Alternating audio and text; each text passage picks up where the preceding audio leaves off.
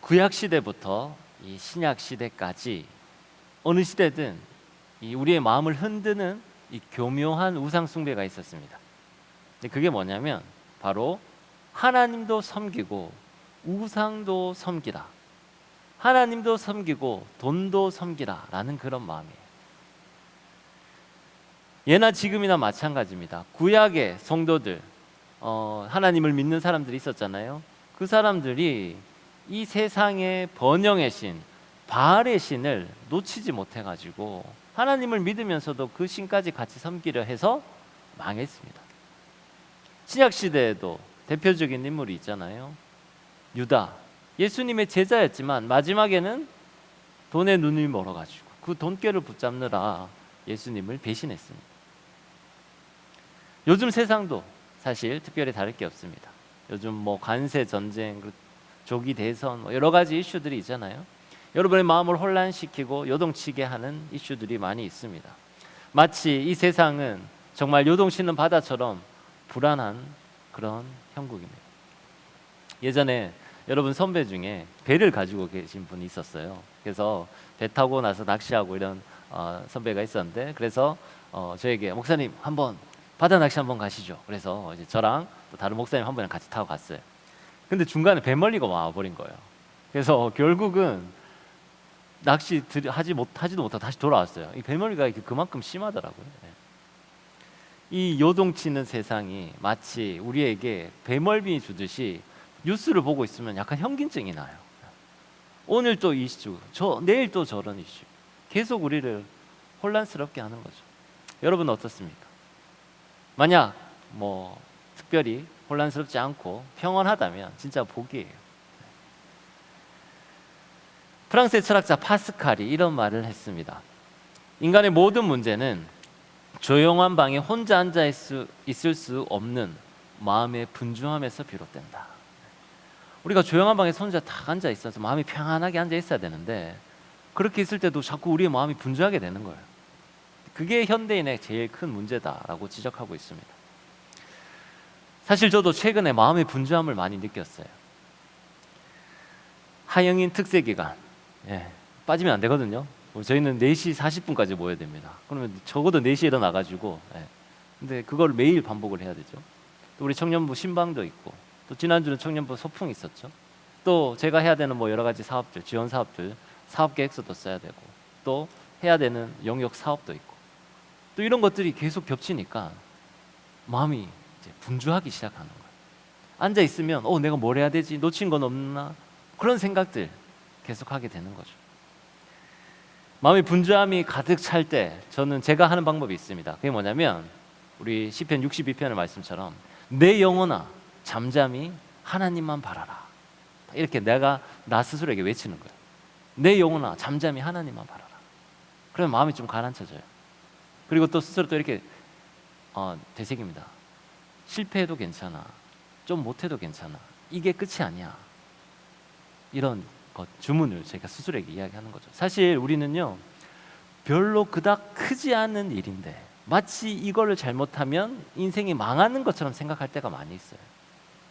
세상은 생각보다 너그럽고 옆에 사람들은 생각보다 여러분에게 관심이 없습니다. 그래서 우리가 좀 실수하고 우리가 좀 못해도 그냥 넘어갈 수 있어요. 근데 마치 이게 나의 뭔가 나를 평가하는 되게 중요한 일인 것처럼 그렇게 이제 스스로 몰아갈 때가 있는 거죠. 저 자신도 그럴 때가 있어서 그렇게 주문을 걸 때가 있습니다. 마치 머리가 아플 때 타이레놀을 먹으면 두통이 점점 사라지잖아요. 그런 것처럼 이제 나에게 그런 주문을 외우고 내 영혼에게 그렇게 선포를 하면 이제 내 분주함이 약간씩 사라지는 걸 느껴요.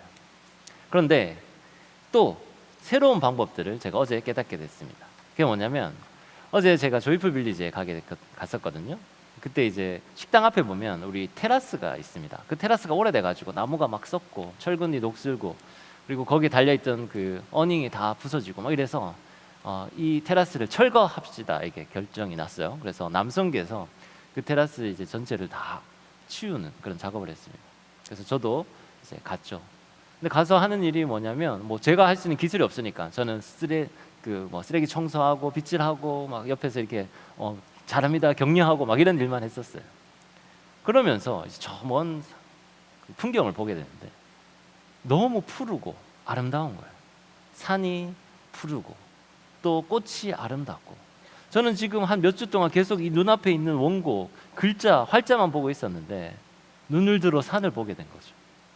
이 아름다운 하나님이 만드신 자연 환경을 오랜만에 보게 되는 거예요. 눈이 막 깨끗하여지고 또 내 마음속에 분주함이 사라지고 마음이 평안하게 되는 걸 느꼈어요. 조이풀 빌리지에 있으니까 어떤 자연의 여유가 보이기 시작했던 거죠. 분주함을 컨트롤할 수 있게 됐습니다. 그런데 그렇다고 해서 제가 뭐 틈날 때마다 그렇게 밖에 나가서 그 여유를 즐길 수만은 없잖아요.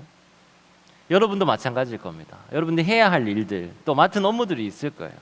그 가운데서 여러분이 마음을 계속 지키고 또 요동치지 않는 마음을 가지려면 어떻게 해야 될까요? 저는 오늘 이렇게 이야기하고 싶습니다. 바로 지금이야말로 우리 마음의 수도원을 세워야 할 때입니다. 여러분의 마음의 수도원을 세우는 거예요. 여러분의 마음 가운데 온전히 일과 업무가 아니라 주님을 바라볼 수 있는 그 수도원을 지어져 가는 거죠. 교회 역사를 보면요, 두 가지 시기가 있습니다. 박해의 때와 유혹의 때로 나눌 수가 있어요. 박해의 때는 말 그대로 교회 외부에서 외압적으로 교회를 박해를 하는 거죠. 괴롭히는 거죠. 유혹의 때는 뭐냐면 교회 내부에서 타락하고 변질되면서 유혹을 받게 되는 거예요. 예를 들면 로마 시대는 어떤가요? 로마 시대는 뭐 여러분 잘 아는 네로 황제, 도미티아누스 뭐 이런 황제들이 있어요. 기독교를 엄청 박해했어요. 믿는 사람들은 그냥 온갖 방식으로 다 잡아서 죽였어요. 그때는 박해의 때죠. 그때는 심지어 이런 말이 있습니다. 순교자의 피로 복음의 씨가 자란다, 이런 말이 있을 정도였어요. 그만큼 많은 사람들이 박해를 당했던 거죠. 일본도 마찬가지였습니다. 에도 시대 때 수많은 사람들이 신앙을 지키다가 목숨을 잃었어요. 순교했어요. 여러분이 잘 아는 거, 자, 예수님의 동상을 바닥에 놓고 믿으면 못 밟으니까 믿지 않는 사람들은 배교하고 밟고 지나가라. 요걸 밟으면 네가 안 믿는다는 것을 인정해 줄게. 그리고 살려주는데 믿는 사람들이 차마 그 예수님의 동상을 밟지는 못했던 거예요. 우리 같으면 어떨까요? 한 번쯤은 타협할 수 있지 않을까요? 목숨을 지키는 게 그래도 중요하고 온갖 자기 변명 합리화할 수 있잖아요. 근데 그때 그 신앙인들은 타협하지 않았습니다. 그 행위를 후미예라고 했어요. 그래서 예수님의 그 동상을 밟지 않은 사람들은 다 순교당했습니다. 그런 것들이죠. 박해의 때가 있었던 거죠. 또 교회는 많은 유혹을 받았습니다. 종교개혁의 시기가 있었죠. 그때는 교황이 엄청난 권위를 가지게 있었어요. 그래서 정치적인 이슈에도 관여를 하게 됐습니다. 그러면서 무엇을 했나요? 네. 우리가 잘 아는 그 면죄부를 팔기 시작했죠. 그러면서 교회는 권력과 돈에 부패를 하기 시작했습니다. 그때는 바로 내부의 적, 내부의 안에 있는 우리 유혹에 넘어져서 유혹의 때다라고 할 수 있습니다. 그때 하나님께서는 종교개혁이 필요해서 여러 사람들을 사용해서 이 종교 자체를 뒤바꿔 버리는 일들을 하셨습니다. 박해의 때든 유혹의 때든 우상에게 무릎 꿇지 않고 남아있는 그 남은 자들, 그 남은 자들이 무엇을 하려고 했냐면 수도사 같은 삶을 살려고 했었어요. 이집트 나일강 근처 사막이 있는데 거기 보면 아바 마카리우스라는 수도사가 있었습니다. 이분이 이제 주후 330년쯤에 스케티스라는 지역에 수도원을 세웠어요. 근데 거기에 얼마나 많은 수도사들이 모였냐면 거기가 거의 5,000명이 넘을 때가 있었다고 합니다. 힘들고 어렵고 박해가 심한 그 상황 속에 오히려 수도사로서의 삶을 살고자 하는 사람들이 더 많아졌다라는 거죠. 우리 사진을 혹시 한번 볼까요? 거기 보면 저 수도원 아직도 남아 있습니다. 스키티스라는 곳에 있는 곳이. 그들은요 평일에는 자기 자리에서 농사도 짓고 물건도 만들면서 살았다고 합니다. 저 성 안에서요. 그리고 주일이나 특별한 날에는 함께 모여서 예배하고 또 기도했다라고 합니다. 저기가 바로 초대 기독교의 영성과 신학의 심장부였다라고 할 수 있어요. 초기 교회에서 저는 수도사들이 모여서 예배하면서 또 신학적으로 토론하고 복음에 대해서 이야기하면서 그 기독교 교리 그리고 기독교 영성이 이제 발전하기 시작했던 거죠. 그들의 이야기가 아직도 전해져 내려오고 있습니다. 사막 교부들의 어로이라는 곳에 이어져 오고 있는데요. 그 중에 한 제자가 스승의 대화가 있어요. 제자가 이렇게 이야기합니다. 스승님, 왜 저는 열심히 기도해도 제 마음에 이 죄책감이 사라지지 않는 걸까요? 이렇게 질문을 했어요. 그러니까 스승님이 이렇게 대답했다고 합니다. 하나님께 가까이 가면 갈수록 자신의 죄가 더 선명하게 보이게 돼. 그래도 매일 말씀으로 마음밭을 갈아엎으면 결국 말씀은 우리 마음속에 뿌리 깊게 자리 잡게 돼. 이런 대화가 있다고요. 이 수도사들의 최종 목표가 뭐였냐면요, 하나님의 마음과 내 마음이 일치되는 거였어요. 근데 사실 인간이, 죄된 인간이 어떻게 하나님의 마음과 같아질 수 있겠습니까? 하지만 불가능한 일이지만 그걸 목표로 삼은 거예요. 그래서 이들이 한 게 뭘까요? 주로 노동과 또 말씀 읽고 기도하는 거였을 거잖아요. 이들은 이제 자기가 자급자족을 해야 되니까 농사를 지었을 거예요. 농사를 지으면 밭을 갈아야 되잖아요. 그 밭을 갈면서 깨달은 거예요. 아, 이게 내 마음밭을 가는 것과 같다. 내 마음밭을 잘 갈아야지 이 안에서 열매가 맺혀진다라는 것을 이 농사를 지으면서 깨달았을 거예요. 밭을 기경하면서 이게 내 마음이다라고 생각했을 거예요. 돌짝을 보면서 이 내 마음 안에 있는 죄악들이라고 생각했을 거예요. 그러면서 이것들을 없애고 기경하고 계속 갈아야지 무언가가 이 안에서 자랄 수 있다라는 것을 느꼈을 겁니다. 그래서 오늘 우리 마태복음 13장에 이 농부의 비유 있잖아요. 농사 비유. 이거는 생활 수도사들의 삶 자체를 보여준다라고 할 수 있습니다.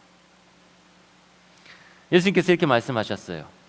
씨는 하나님의 말씀이고 밭은 사람의 마음이라고 할 수 있습니다. 씨 뿌리는 비유에 보면 4가지 종류의 밭이 나오잖아요. 첫 번째 밭의 종류가 뭔가요? 길가 밭. 이 길가에 떨어진 씨앗이 어떻게 되나요? 새들이 와서 금방 먹어버린다라고 이야기하잖아요. 이건 뭐냐면 말씀을 듣지만 우리가 바로 사탄에게 그 말씀 뺏겨버리는 거예요.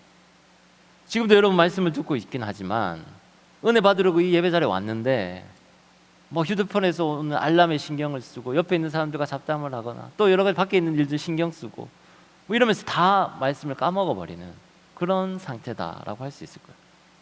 길가에 떨어진 씨, 금방 새들이 먹어버리는 거예요. 두 번째는 돌밭입니다.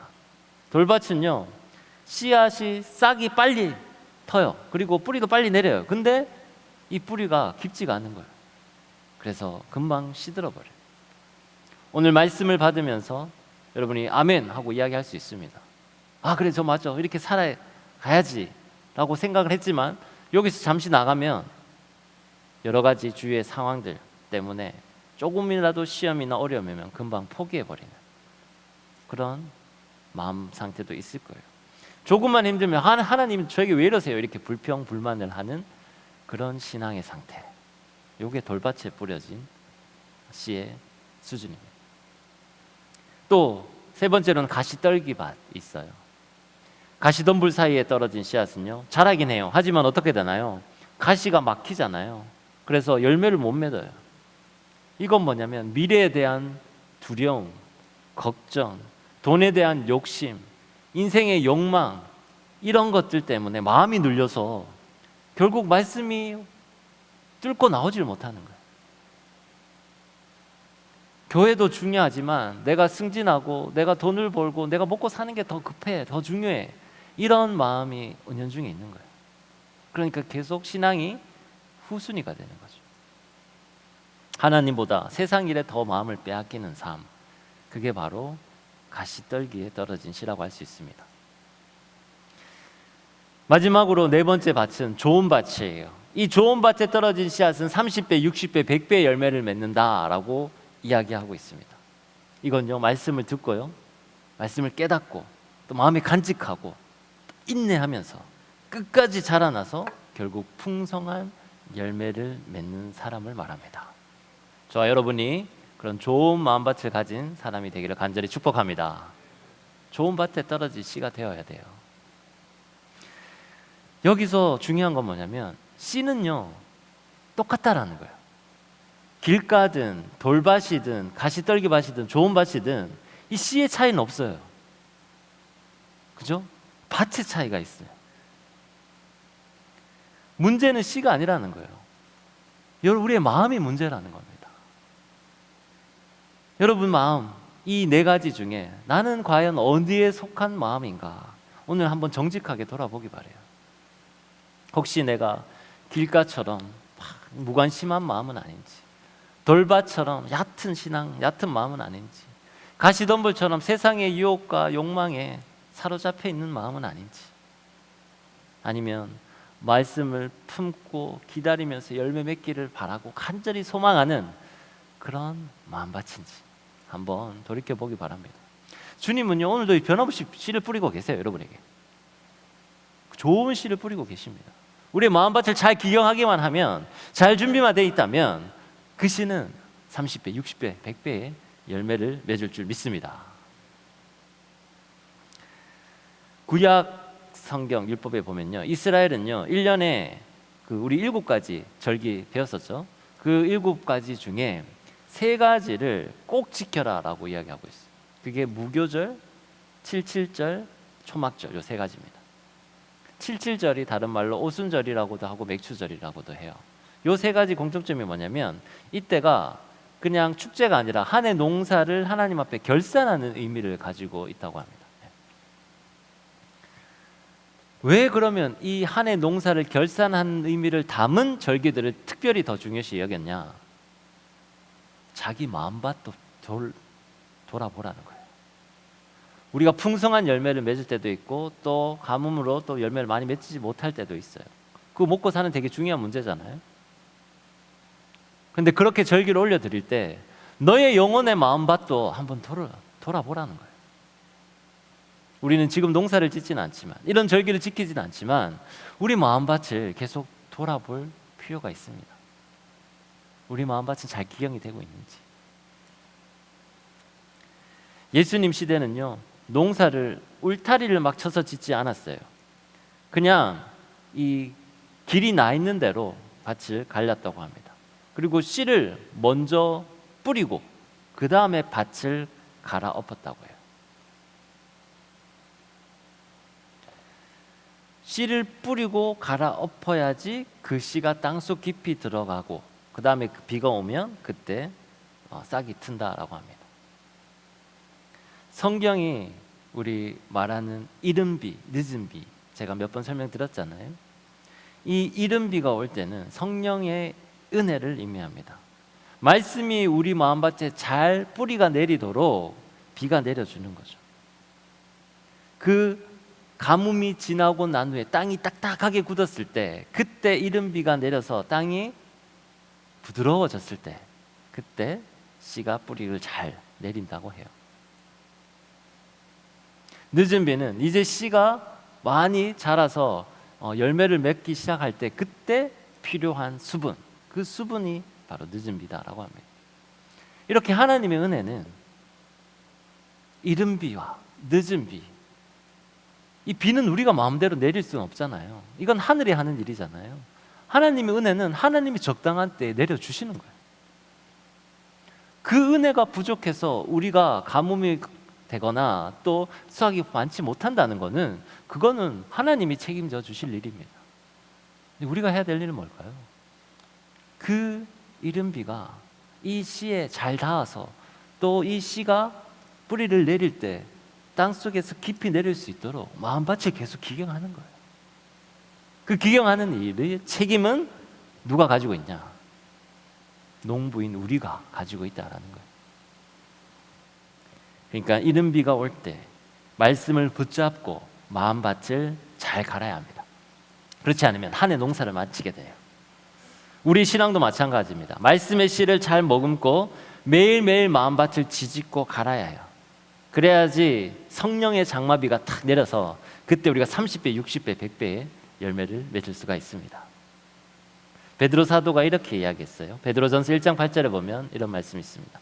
예수를 너희가 보지 못하였으나 사랑하는도다. 이제도 보지 못하나 믿고 말할 수 없는 영광스러운 즐거움으로 기뻐하나니. 여러분, 이 좋은 마음밭, 이것은 그냥 생기는 게 아니에요. 그냥 내가 억지로 하려고 해도 지칩니다. 주님을 사랑하는 마음으로 해야 돼요. 때로는 수고하고 어렵고 힘들어요. 하지만 주님을 사랑하기 때문에 기쁨으로 할 수 있는 거예요. 어제 남성교에서 그 철거 작업을 다 우리 남자 장년 어르신들이 해줬는데요. 그분들이 다 빠루랑 뭐 이렇게 망치, 막 전기톱 이런 거 가져와가지고 그걸 하나하나 다 뜯고 거기 세멘트에 고정되어 있는 철근들을 다 자르고 그렇게 하면서 누가 다치기도 하셨어요. 근데 그 일을 누가 뭐 비용을 들이는 것도 아니고 시키는 것도 아닌데 왜 자발적으로 하려고 할까요? 교회를 사랑하는 마음, 주님을 사랑하는 마음, 그리고 내가 할 수 있는 능력, 남자로서 할 수 있는 능력이 뭔가, 본인들은 기술을 가지고 있고 그런 경험들이 있으니까 이런 것들을 한번 해드리자, 이런 마음으로 시작했던 거 아닐까요? 그러니까 힘들고 어렵지만 수고하지만 주님을 사랑하는 마음 때문에 그것을 기쁘게 즐거이 할 수 있는 게 바로 신앙이라는 거예요. 베드로 사도가 그것을 알았어요. 너희가 예수를 보이지는 못했지만 사랑하는도다. 영광스러운 즐거움으로 기뻐하나니. 사랑하는 여러분, 우리가 주님을 직접 보지 못했지요. 하지만 우리는 주님을 사랑합니다. 아멘. 그분을 사랑하기 때문에 어떤 수고로움도 이겨낼 수 있을 줄 믿습니다. 그리고 그분을 사랑하기 때문에 즐겁고 기쁨으로 삶을 살아가게 됩니다. 아멘. 이게 바로 우리 마음에 수도원을 짓는 일이에요. 길가 같은 마음, 돌밭 같은 마음, 가시덤불 같은 그런 마음 그냥 방치하지 말기 바랍니다. 혹시 내 마음밭이 이 세 가지 중에 어디 속해 있다면 지금부터 이제 마음밭을 기경하기 바라요. 하나님의 말씀 씨앗은 계속 뿌려지고 있어요. 그러니까 밭만 잘 갈면 언제든지 열매를 맺을 수 있습니다. 이 세상만이 전부라고 믿는 사람들은요, 자기 자신의 육체, 자기의 부귀 영화를 위해 올인을 해요. 하지만 우리는요, 성령을 믿기 때문에, 영적인 세상을 믿고 영원을 믿기 때문에 그냥 눈앞에 있는 것에 올인하지 않습니다.